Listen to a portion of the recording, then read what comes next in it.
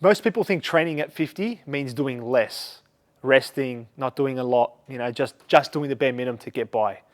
That's not the 50-year-olds that I train. I'll show you real strength, real work, real longevity. I'll break it down today and show you how real 50-year-olds train.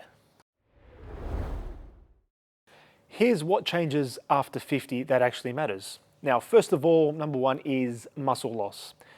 I've said this in previous videos. We lose between 1 to 2% of muscle mass as we get older after the age of 50, after the age of 40 really it starts, but I'll keep this for 50. So the first one is muscle loss. So if you don't train, you're gonna lose at least 1 to 2% of muscle mass as you get older. So the first part is you have to really move and train.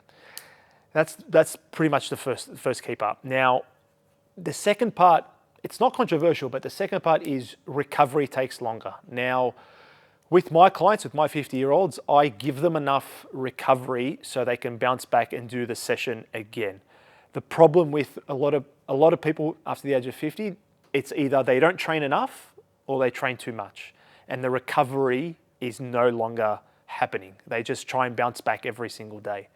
That's not going to happen because you need to, like I said, train a bit smarter and recover better, if that makes sense. And number three, connective tissue, tendons, joints, ligaments. Warm-ups tend to be of utmost importance as you get older. So when you're 20, you can jump into a group class and go nuts and not think about it. When you're 50, you need to warm up the body a hell of a lot more. I always say warm-ups are more crucial than the actual workout itself, especially when you're 50, because there's a lot of wear and tear on the tendons and the joints and the ligaments. You need to warm up properly, like I showed you in previous videos with lateral bands, but you need to warm up properly in order to not injure yourself. So these things go hand in hand. Muscle mass, recovery, warm up properly. Connective tissue, as you can see, they're starting there's like a symmetry between all three. Pillar number one, strength training or strength. Over the age of 50, you should start to prioritize strength over cardio. You can still do cardio, like I've done in previous videos, smart cardio, but for this thing, pillar number one is strength training. And you wanna train not always to failure, but just enough that you're getting enough of the workout. With my 50-year-olds that I work with, I always wanna mimic a 7 out of 10 effort, not a 9 or 10, because 9 or 10 means too much and they're not gonna recover for the next set or for the next workout.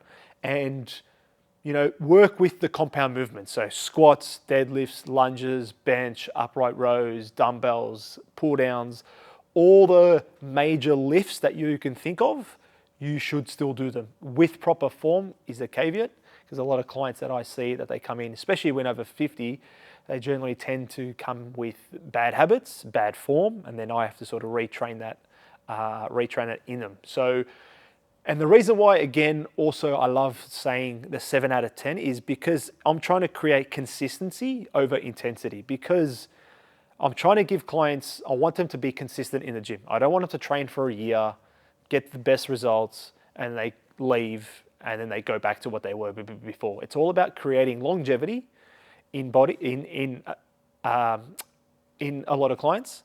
Longevity in order for them to grow when they're getting older, playing with their grandchildren, their kids and all that stuff. You don't want to have aches and pains. So training, again, the same line I always say, training smarter, not harder. So 7 out of 10, strength training, pillar number one, utmost importance for over 50s.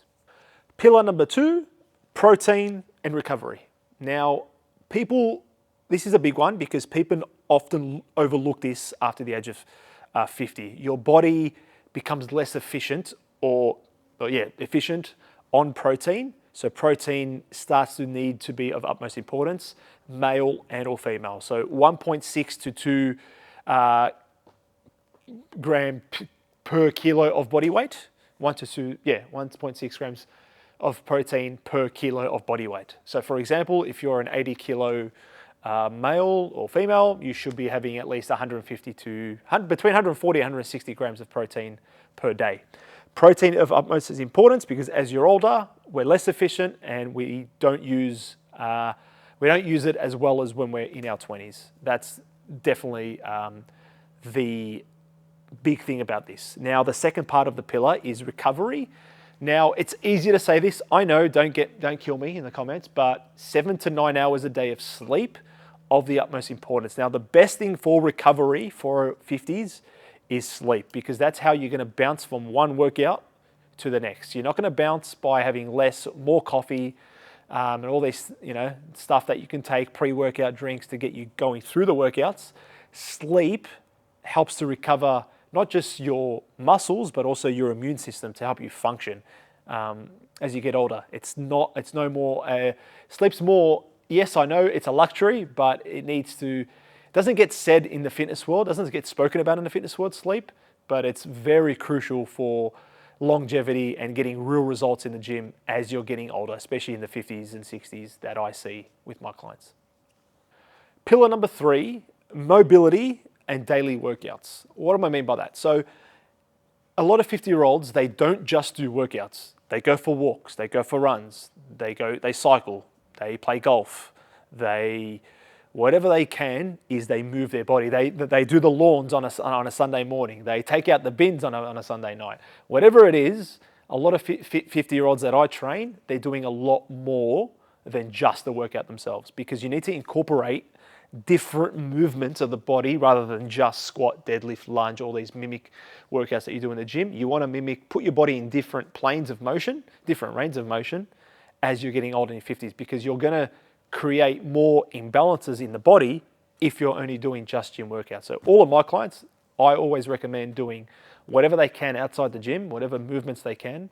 And then also daily, with that mobility and daily movement, is they do also a lot of stretching. So a lot of my clients come into the gym and they're doing 5 minutes of stretching before they actually see me, because they're warming up their body properly, doing all the mobility exercises that I've done in a lot of videos with, bands and resistance bands and all this stuff, opening up the thoracic body, because a lot of, 50s and 60s come with bad posture.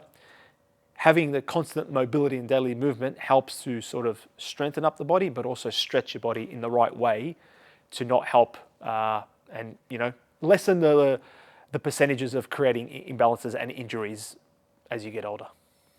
If there's one thing that I want you to take from this video is, if you're over 50, please start to prioritize training.